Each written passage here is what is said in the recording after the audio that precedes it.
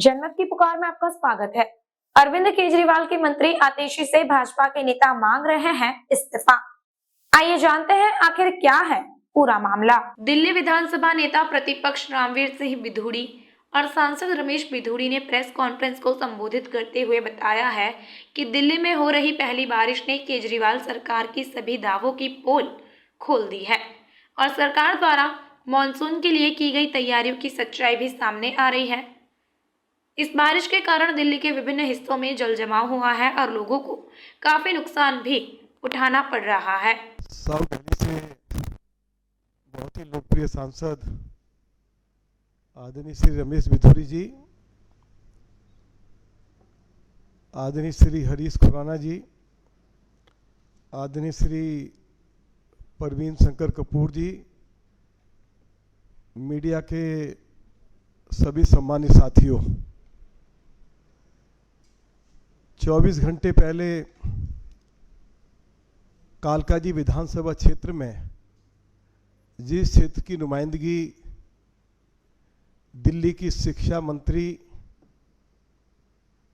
श्रीमती आतिशी करती हैं, स्कूल की बिल्डिंग का एक बड़ा हिस्सा गिर गया। अभी तक वो मौके पर गई नहीं। दिल्ली प्रदेश भारतीय जनता पार्टी के अध्यक्ष श्री वीरेंद्र सचदेवा जी वहाँ पहुँच सकते हैं। श्री रमेश बिधूड़ी जी क्योंकि उस एरिया को रिप्रेजेंट करते हैं पार्लियामेंट के मेंबर के रूप में, वे मौके पर जा सकते हैं, लेकिन आतिशी मौके पर नहीं गई। यदि मीडिया ने सोशल मीडिया पर ये समाचार वीडियो के माध्यम से चलाया गया, धमकाया गया, वीडियो बंद करवा दी गई, मैं इसकी कड़ी निंदा करता हूं। श्री रमेश बिधूड़ी जी आपको विस्तार से बताएंगे, लेकिन मैं आपको इतनी ही जानकारी देना चाहता हूं कि दिल्ली सरकार ने दिल्ली में स्कूल्स में जो सैकड़ों रूम्स बनाए हैं, सेमी पक्का रूम्स, हमारे बिल्डिंग बायलॉज इसकी अनुमति नहीं देते हैं और सीबीसी ने इसकी जांच की है। सीबीसी ने अपनी रिपोर्ट में कहा है कि दिल्ली सरकार ने स्कूल्स में जो सेमी पक्का रूम्स बनाए हैं या शौचालय बनाए हैं और उसमें जिस बिल्डिंग मटेरियल का इस्तेमाल किया गया है वह बहुत ही घटिया है। यह भी कहा गया है कि एक सेमी पक्का रूम के ऊपर लगभग 8 लाख रुपया खर्च आना चाहिए था, 33 लाख रुपया खर्च आया। वो एक अलग विषय है, उसकी रिपोर्ट सीबीसी ने सबमिट कर दी है और आगे की कार्रवाई उस पर की जा रही है। दूसरी बात मुझे ये कहनी है कि दिल्ली में जब जलभराव होता था, मैं इस साल की बात नहीं कर रहा हूं, पिछले साल की बात कर रहा हूं, तो अरविंद केजरीवाल और उनके मिनिस्टर्स की ओर से कहा जाता था क्योंकि नगर निगम अपना काम ठीक से नहीं कर पा रहा है, इसलिए दिल्ली में यह जलभराव हो रहा है। मैं दिल्ली विधानसभा का 93 से मेंबर हूं और जब मैं पहली बार दिल्ली विधानसभा का मेंबर बना तो उस समय दिल्ली के मुख्यमंत्री श्री मदन लाल खुराना जी थे और जैसे ही बरसात शुरू होती थी उससे लगभग 2 महीने पहले श्री मदन लाल खुराना जी सभी जो विभागों के जो मुखिया हैं, चाहे वाइस चेयरमैन डीडीए हो, चाहे म्युनिसिपल कमिश्नर हो, चाहे दिल्ली के चीफ सेक्रेटरी हो, चाहे फ्लड डिपार्टमेंट के ईएनसी हो, चाहे कैंटोनमेंट बोर्ड के हमारे मुखिया हों, चाहे जो हमारा लुटियन जॉन है, एनडीएमसी का एरिया, उसके चेयरमैन हो, या जो लीडर ऑफ अपोजिशन होते थे उस समय, और अपोजिशन के और 2-3 सीनियर मेंबर्स के साथ वो बाकायदा एक नहीं 3-3 बैठकें करते थे कि बरसात आ रही है तो जल भराव से हमें कैसे निपटना है, उसके लिए कितनी धनराशि की आवश्यकता होगी। धनराशि भी उपलब्ध कराई जाती थी, और जो नालों की डिसिल्टिंग होती थी, चीफ मिनिस्टर स्वयं और कंसर्न मिनिस्टर अपोजिशन के मेंबर्स को साथ ले जाकर कि नालों की सफाई किस तरह से की गई है, अच्छे से डिसिल्टिंग की गई है, मौके पर ले जाकर दिखाते थे। और कभी आपने उस समय यह नहीं सुना होगा कि दिल्ली में बरसात हुई तो कहीं जलभराव हो गया। तो इस तरह की व्यवस्था 1993 से लेकर 1998 तक, जब दिल्ली में भाजपा की सरकार थी, श्री मदन लाल खुराना जी दिल्ली के चीफ मिनिस्टर थे, और उसके बाद श्री साहिब सिंह वर्मा जी मुख्यमंत्री बने, तो उसी परंपरा को उन्होंने भी जारी रखा। तो आज पूरी दिल्ली में जलभराव है, लोगों की गाड़ियां डूब गई हैं, लोगों के घरों में पानी घुस गया है, लोग घरों से बाहर निकल नहीं पा रहे हैं, और अब सरकार के पास कोई जवाब नहीं है। श्रीमती आतिशी पीडब्ल्यूडी मिनिस्टर भी है और एजुकेशन मिनिस्टर भी है, टोटल फेल्योर रही हैं। अब उनको अपने पद पर बने रहने का कोई नैतिक अधिकार नहीं है। मैं इस प्रेस कॉन्फ्रेंस के माध्यम से उनसे उनके त्यागपत्र की मांग करता हूं, क्योंकि आज कॉरपोरेशन भी उनके पास है, दिल्ली सरकार, पीडब्ल्यूडी, फ्लड इरिगेशन, सभी कुछ उनके पास है, और उनके पास 80,000 करोड़ रुपए का भारी भरकम उनके पास बजट भी है। तो सरकार पूरी तरह से विफल रही है। मैं इन्हीं शब्दों के साथ मैं अपनी बात को समाप्त करता हूं। और क्योंकि जो घटना घटी है, जैसे मैंने आपको बताया है, ये कालकाजी विधानसभा में घटी है, और श्री रमेश बिधूरी जी उस क्षेत्र के पार्लियामेंट के मेंबर हैं, वो मौके पर गए भी हैं, सैकड़ों लोगों से उन्होंने भेंट भी की है। आगे क्या पार्टी को कदम उठाना है या मौके पर क्या स्थिति बनी हुई है, उसके बारे में श्री रमेश बिधूरी जी आपको अच्छे से जानकारी दे पाएंगे। आप सभी का बहुत बहुत धन्यवाद। इससे पहले कि रमेश जी दिल्ली की स्थिति पर अपना वक्तव्य रखें, हमने एक पीपीटी तैयार की है, वो भी आप देखें। और रमेश जी से मैं अनुरोध करूंगा, रमेश जी कल श्रीनिवासपुरी भी होके आए, जहां के वीडियो विजुअल कल सोशल मीडिया में बहुत चलते रहे कि ऑटो बह रहे हैं सड़क पर श्रीनिवासपुरी कॉलोनी में। रमेश जी उस पर भी बताएंगे।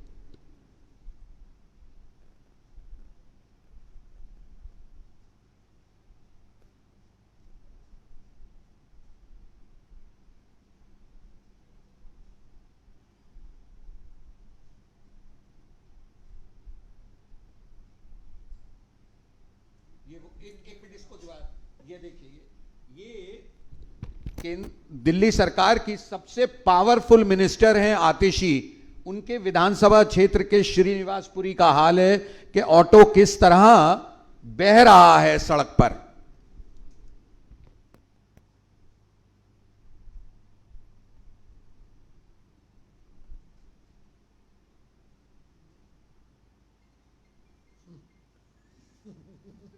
ये देखिए नाव चल रही है।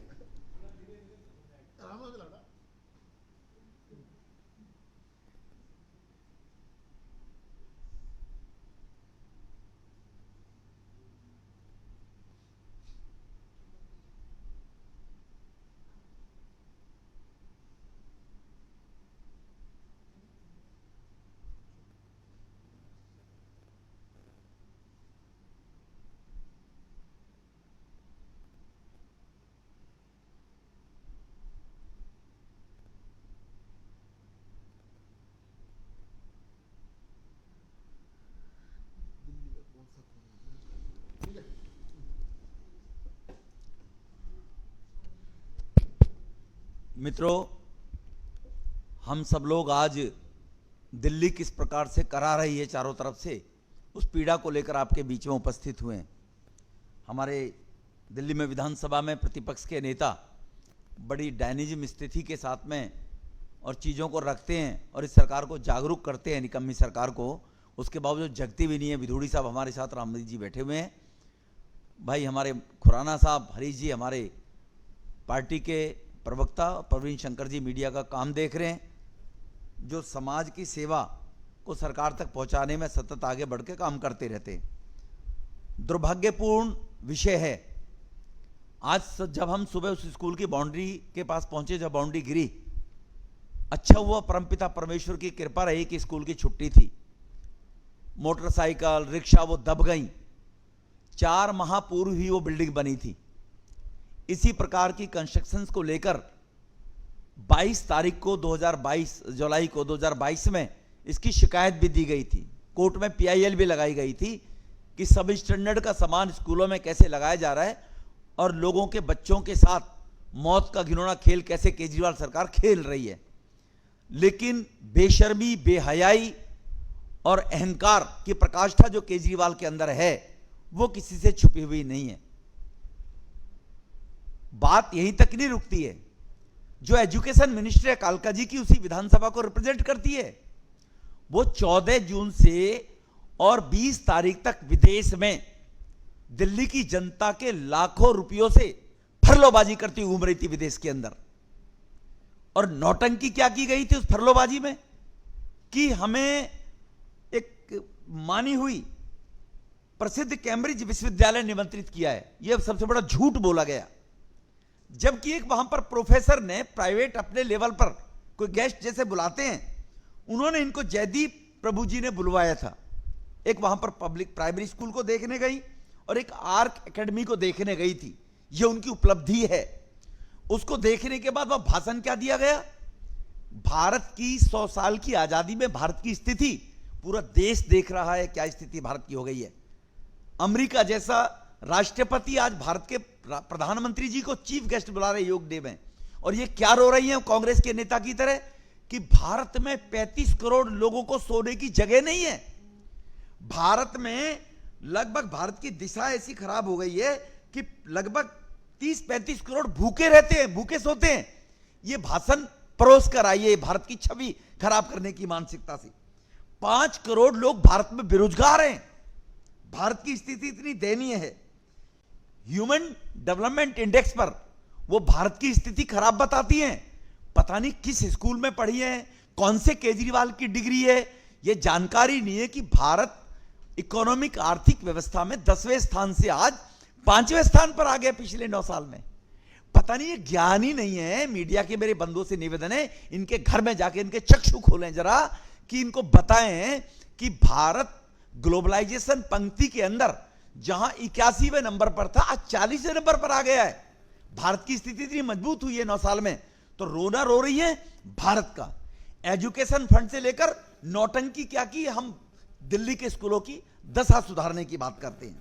अब दशा सुधारने की बात करते हैं तो दिल्ली के अंदर मित्रों 2013-14 में जब आए थे, 14-15 में, तो दिल्ली के स्कूलों के अंदर 16 लाख बच्चे पढ़ते थे। 2013 में जब हम असेंबली के मेंबर थे, हमने क्वेश्चन लगाया कि दिल्ली के स्कूलों में कितने बच्चे पढ़ते हैं, तो 13 में आंकड़े थे 13 लाख। 13 से 15 तक इनके आने से पहले 3 साल में बच्चे बढ़ गए 3 लाख, मतलब 70-80 हजार बच्चे हर साल बढ़े। और इन महानुभाव के सरकार में आने के बाद केजरीवाल साहब के 2020 में स्कूलों में बच्चे रह गए 15 लाख। तो क्या दिल्ली में माता बहनों ने अपने गर्भ से बच्चों को, नए बच्चों को जन्म देना बंद कर दिया क्या केजरीवाल के आने के बाद? क्या दिल्ली में बाहर से लोग आए नहीं क्या? ये केजरीवाल साहब से पूछना चाहता हूं, 1 लाख बच्चे क्यों कम हो गए? दिल्ली की स्थिति 2014 में प्राइवेट स्कूलों में एवरेज अनुसार औसतन 33% बच्चे पब्लिक स्कूलों में पढ़ा करते थे। 21-22 में कोरोना के कारण स्कूल बंद रहे। 2020 तक दिल्ली में पब्लिक स्कूलों में एवरेज औसतन बच्चों की पढ़ाई की संख्या बढ़कर प्राइवेट स्कूलों में 43% हो गई।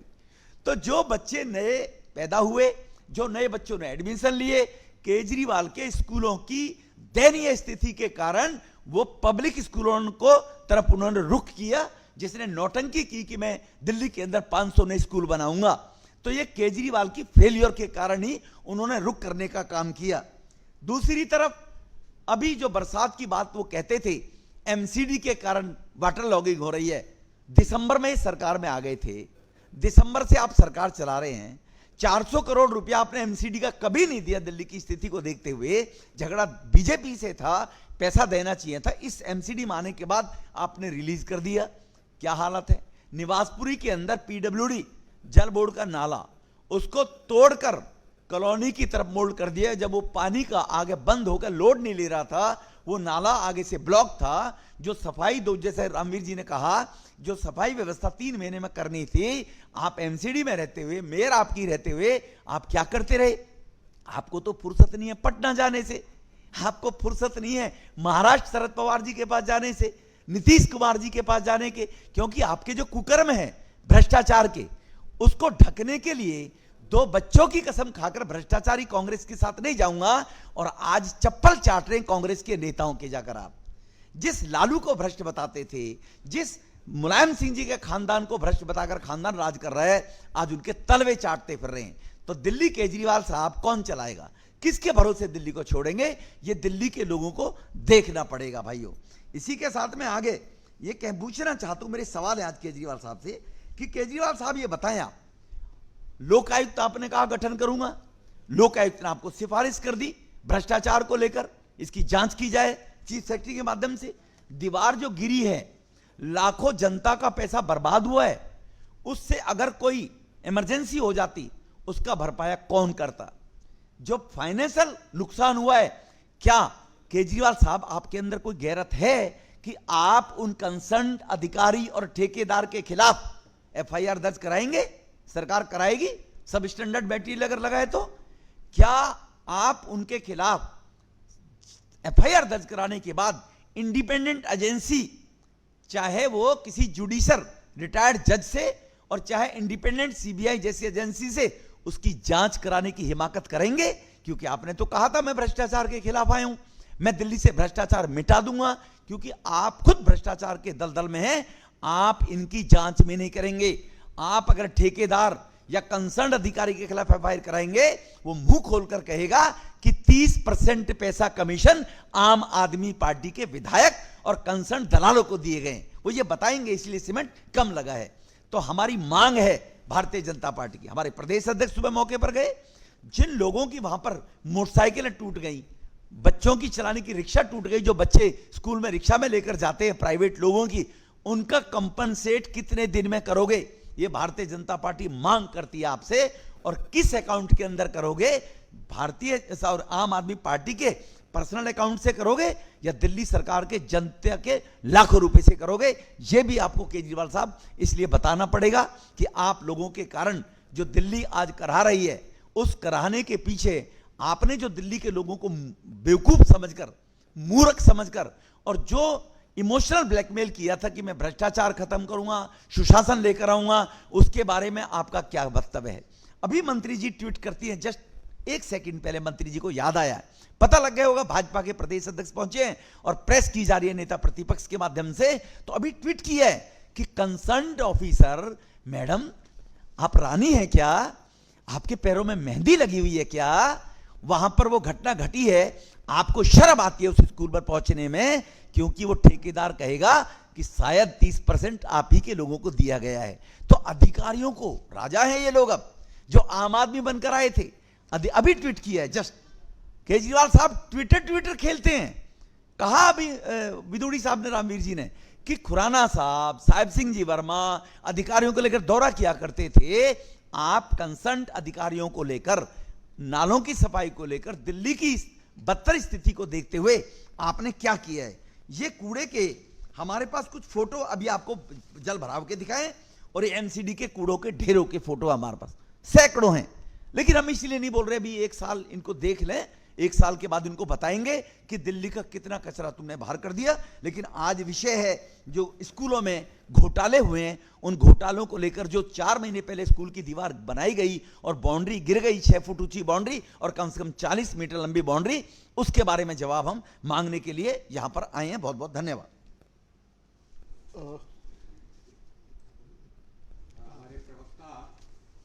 हमारे प्रवक्ता हरीश खुराना जी इस विषय में कुछ और जोड़ना चाहते हैं। एक छोटी सी एक रिएक्शन है। अभी आतिशी जी ने एक बयान दिया है कि ये जो बिल्डिंग है वो 35-40 साल ओल्ड बिल्डिंग है, ये उनका बयान है। लेकिन मैं आपके सामने अभी सच्चाई रख रहा हूं, ये पीडब्ल्यूडी का टेंडर है। 50 करोड़ रुपए की इसकी लागत से अभी कितने 2 महीने पहले बना है, 4 महीने पहले बना है। ये टेंडर की डिटेल है, ये है। तो ये झूठ बोलना बंद करें आतिशी जी, सच्चाई आपके सामने है, ये मैं आपके सामने दस्तावेज रख रहा हूं। ये फोटो वही है, देखिए, हार्ड कॉपी भी है इनकी जो दिखाई है, जो डाला नवंबर 2022 में बिल्डिंग बन के तैयार हो गई। निवासपुरी गांव में घुस गया उसमें कॉलोनी। नवंबर 2022 में बिल्डिंग बन के तैयार होगी और 4 महीने पहले ये स्कूल की बिल्डिंग शुरू हो गई। तो आतिशी क्या कह रही हैं, उनको क्यों ऐसा झूठ बोलती हैं और इतने कॉन्फिडेंस के साथ झूठ बोलती हैं, बड़ी हैरानी होती है। कोई क्वेश्चन?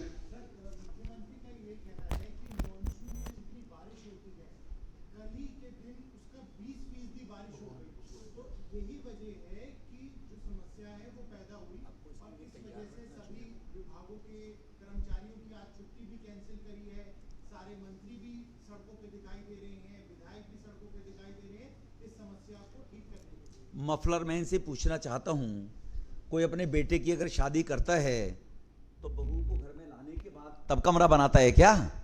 केजरीवाल साहब इंग्लैंड में पैदा हुए हैं क्या? मालूम नहीं है मानसून आने वाली है?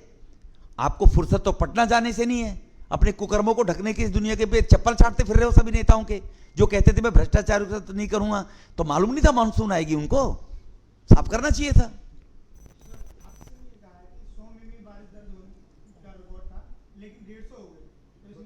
इसमें दीवार गिरने में सब स्टैंडर्ड फिर तो पूरी दिल्ली गिर जानी चाहिए थी। अगर कोई बारिश से दीवार गिर गई है 4 महीने पहले तो पूरी दिल्ली तहस नहस हो जानी चाहिए थी। आपका शीश महल भी गिर जाना चाहिए था, वो क्यों नहीं गिरा? आप अरविंद केजरीवाल से एक बात पूछिए, जब श्री मदन लाल खुराना जी चीफ मिनिस्टर थे, बरसात से पहले बैठक होती थी, साहिब सिंह जी के टाइम में भी होती थी और शीला जी के टाइम में भी होती थी। लीडर ऑफ अपोजिशन को, अपोजिशन के मेंबर्स को उस बैठक में आमंत्रित किया जाता था और एक बैठक नहीं होती थी, बरसात से पहले 3-3 बैठकें होती थी। क्या अरविंद केजरीवाल ने पिछले 8 सालों में बरसात से पहले ऑफिसर्स के साथ या अपोजिशन के साथ कभी कोई बैठक बुलाई है? आप उनसे जरूर पूछिए कि वो ऐसी समस्याओं के प्रति गंभीर ही नहीं है। धन्यवाद, थैंक यू। आपने हमारा अभी तक चैनल सब्सक्राइब नहीं किया है तो कृपया चैनल सब्सक्राइब कर लें, लाइक करें, शेयर करें, कमेंट करें। तो मिलते हैं फिर किसी और खबरों के साथ। नमस्कार।